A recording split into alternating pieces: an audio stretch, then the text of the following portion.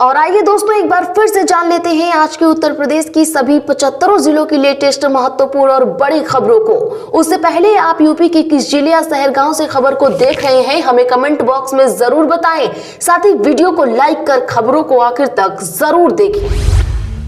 उत्तर प्रदेश में अंबेडकर जयंती पर बंद रहेंगे स्कूल, कॉलेज, बैंक और सरकारी दफ्तर। जी हां, बता दें कि आज संविधान निर्माता बाबा साहेब डॉक्टर भीमराव अंबेडकर की जयंती पूरे उत्तर प्रदेश में मनाई जा रही है। सीएम योगी आदित्यनाथ ने राजकीय सम्मान के साथ अंबेडकर जयंती धूमधाम से मनाने का ऐलान किया है।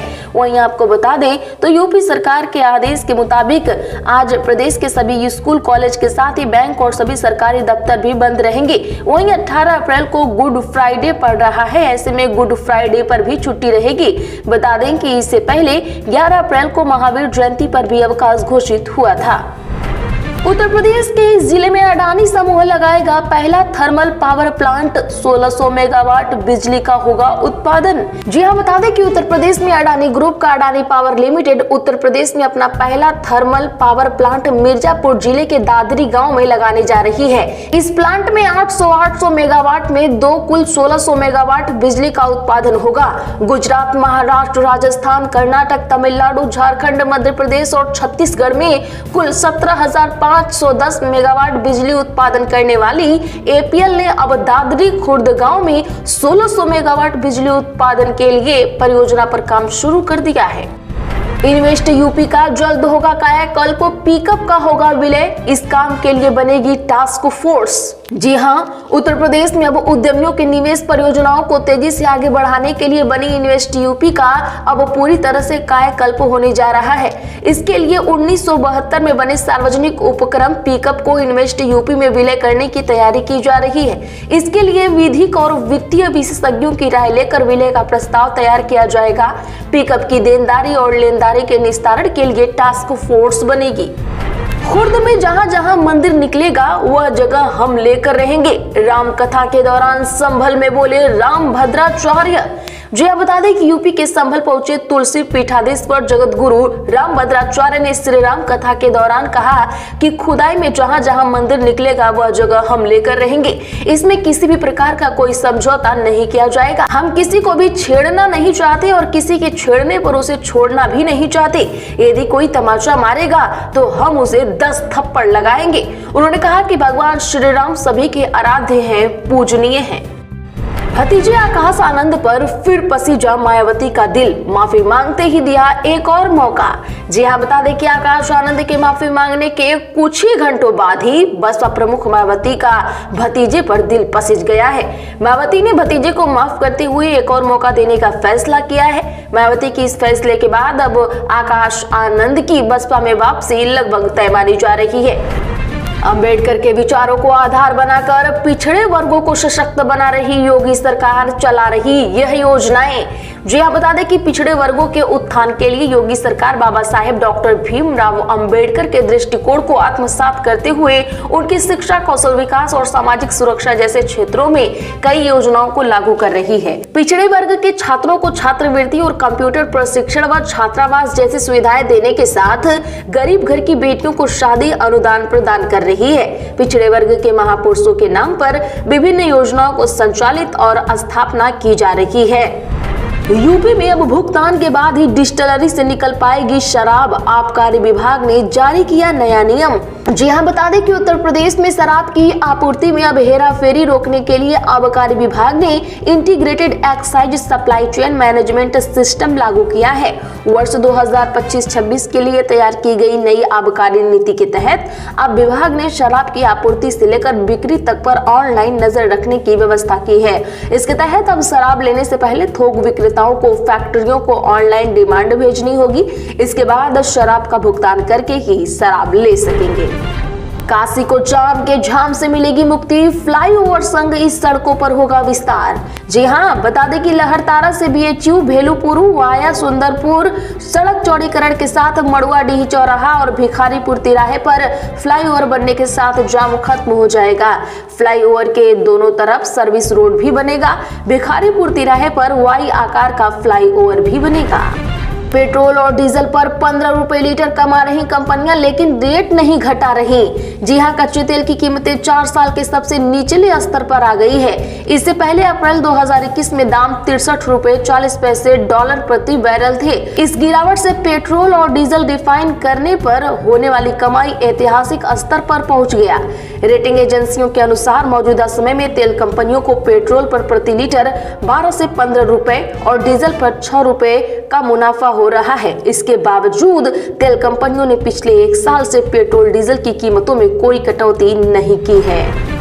लखनऊ में धूल भरी आंधी, काना में पिच को ढका, फसल देखकर फूट फूट कर रोया किसान। मिर्जापुर में पीपा पुल बहा, 17 शहरों में बारिश। यूपी में मौसम फिर बदल गया है। बीते दिन आगरा, मेरठ समेत 17 शहरों में तेज हवाओं के साथ जोरदार बारिश हुई। आपके यहाँ हुई या नहीं, कमेंट करें। वहीं लखनऊ में धूल भरी आंधी चली। इकाना स्टेडियम के ग्राउंड को पन्नी से ढक दिया गया।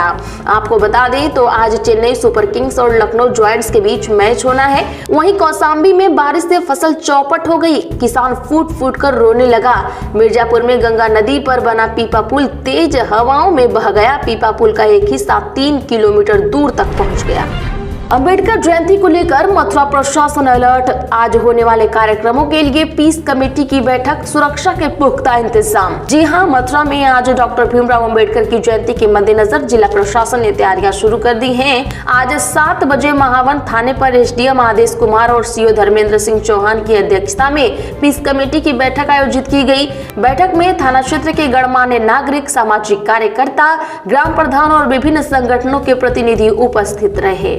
एसडीएम आदेश कुमार ने बताया कि संविधान निर्माता की जयंती पर विभिन्न स्थानों पर कार्यक्रम होंगे। प्रशासन इन आयोजनों को शांतिपूर्ण तरीके से संपन्न कराने के लिए पूरी तरीके से तैयार है। कलराज मिश्र बोले, वक्फ बोर्ड की संपत्तियों पर लोगों का कब्जा, नियमों में संशोधन से गरीब मुस्लिमों को मिलेगा लाभ। जी हां, राजस्थान के पूर्व राज्यपाल कलराज मिश्र ने वक्फ बोर्ड में प्रस्तावित संशोधन का समर्थन किया है। दरअसल मिर्जापुर में मां विंध्याचल धाम के दौरान उन्होंने कहा कि वक्फ बोर्ड की नियमावली में संशोधन का उद्देश्य संपत्तियों को व्यवस्थित और सुरक्षित रखना है। कलराज मिश्र ने बताया कि वक्फ बोर्ड के पास पर्याप्त संपत्ति है, लेकिन भ्रष्टाचार और अनियमितताओं के कारण इसका लाभ मुस्लिम समाज के गरीबों तक नहीं पहुंच पा रहा है। कुछ बड़े लोगों ने इन संपत्तियों पर कब्जा कर रखा है। अयोध्या के सांसद अवधेश प्रसाद 26 अप्रैल से देंगे धरना, किसानों की जमीन अधिग्रहण और भ्रष्टाचार का करेंगे विरोध। जी हां, अयोध्या के समाजवादी पार्टी के सांसद अवधेश प्रसाद 26 अप्रैल से मिल्कीपुर तहसील में धरना प्रदर्शन की शुरुआत करेंगे। इसके बाद जिला मुख्यालय पर भी बड़े स्तर पर प्रदर्शन किया जाएगा। सांसद ने प्रशासन और सरकार पर गंभीर आरोप लगाते हुए कहा है कि यह आंदोलन अयोध्या के आम लोगों की आवाज बनेगा। संभल में रोडवेज और प्राइवेट बस की आमने सामने टक्कर हुई, बड़ी घटना। जी हां, बता दें कि संभल जनपद के थाना नखासा क्षेत्र में आज सड़क पर एक घटना हो गई। दिल्ली रोड स्थित कुरकावली के पास रोडवेज और प्राइवेट बस की आमने सामने टक्कर हो गई। इसमें 25 लोग घायल हुए हैं। टक्कर में दोनों बसों का अगला हिस्सा क्षतिग्रस्त हो गया है। असमोली सीओ कुलदीप सिंह पुलिस बल के साथ मौके पर पहुंचे और राहत कार्य शुरू कराया। बिजली चोरी के तहत सांसद से वसूला जाएगा जुर्माना या फिर मिलेगी तारीख, इस दिन तय होगा। लगा है 1,91,00,000 का अर्थदंड। जिया बता दें कि संभल के सपा सांसद जियाउर रहमान बर्को को बिजली चोरी के मामले में तारीख मिलेगी या फिर उनसे जुर्माना वसूला जाएगा, इस संबंध में मंगलवार को तय हो जाएगा। एक्सई नवीन गौतम का कहना है कि अंतिम रिपोर्ट तैयार हो चुकी है। अवकाश के चलते कार्रवाई आगे नहीं बढ़ सकी है, अब मंगलवार का इंतजार है। वंदे भारत एक्सप्रेस से कानपुर पहुंचे आरएसएस प्रमुख मोहन भागवत, रेलवे स्टेशन पर दिखी Z+ सिक्योरिटी। जी हां, संघ प्रमुख मोहन भागवत आज 22416 वंदे भारत एक्सप्रेस से नई दिल्ली से चलकर कानपुर सेंट्रल पहुंचे। Z+ सुरक्षा घेरे में प्लेटफॉर्म पर उतरे। आरपीएफ, जीआरपी, जिला पुलिस के सुरक्षा घेरे में ई कार पर सवार होकर पोर्टिको आए और वहां से सीधे कारवालो नगर संघ दफ्तर पहुंचे। वंदे भारत एक्सप्रेस के आने से पहले ही सुरक्षा जवानों की टीम ने भीड़ को नियंत्रित करने के लिए रस्सा लगा ट्रेन के दरवाजे से ई कार तक ले गए। वंदे भारत समय से लगभग 15 मिनट देरी से कानपुर सेंट्रल के प्लेटफॉर्म नंबर 4 पर आई थी। यूपी के युवक को जिहादी बनाने की कोशिश, सऊदी अरब में बंधक बनाकर ये करने की थी तैयारी। जी हां, एक बड़ी खबर सामने आई है कि यूपी के मेरठ के किठोरी निवासी युवक को सऊदी अरब में बंधक बनाकर सीरिया भेजने और जिहाद में शामिल करने का प्रयास किया गया। दुबई में युवक का पासपोर्ट भी आरोपियों के कब्जे में है। युवक ने सोशल मीडिया पर वीडियो डालकर भारत सरकार से मदद मांगी है। एटीएस व एनआईए से भी जांच कराने की मांग की है। आगरा में करणी सेना का ऐलान, मांगे नहीं मानी तो महाराणा प्रताप जयंती पर दिल्ली करेंगे कूच। दरअसल बता दें कि आगरा में राणा सांगा की जन्म जयंती पर रामगढ़ी में आयोजित रक्त स्वाभिमान सम्मेलन में देश भर से लोगों का जन सैलाब पहुंचा। सपा सांसद रामजी लाल सुमन के प्रति आक्रोश था। उन्होंने अपनी मांगों को लेकर अडिग होने की चेतावनी दी है। उन्होंने कहा कि हम अपनी मांग से पीछे नहीं हटेंगे। चेतावनी दी कि 5 बजे तक सरकार का प्रतिनिधि उनके पास नहीं पहुंचा तो सपा सांसद के घर का घेराव करेंगे। वहीं उन्होंने ये भी ऐलान किया कि उनकी मांगे नहीं मानी गई तो महाराणा प्रताप की जयंती पर दिल्ली कूच की तैयारी होगी। तेज हवाएं और बारिश ने राहत, 16 अप्रैल से फिर बदलेगा मौसम का मिजाज। जी हां, बता दें कि बीती रात तेज हवाओं के साथ कहीं कहीं हल्की बारिश और मध्यम बारिश हुई। शहर के ज्यादातर हिस्सों में बूंदाबांदी हुई। अब मौसम विज्ञानियों के अनुसार मौसमी चक्रों के कारण गिरे तापमान के बाद एक बार फिर जल्द गर्मी से राहत मिल सकती है।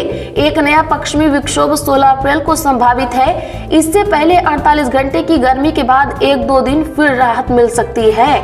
तो आज के लिए बस इतना ही। ऐसी ही बड़ी खबरों के लिए चैनल सब्सक्राइब कर बगल में घंटी के निशान को जरूर दबा लें। वीडियो को लाइक शेयर करना ना भूलें।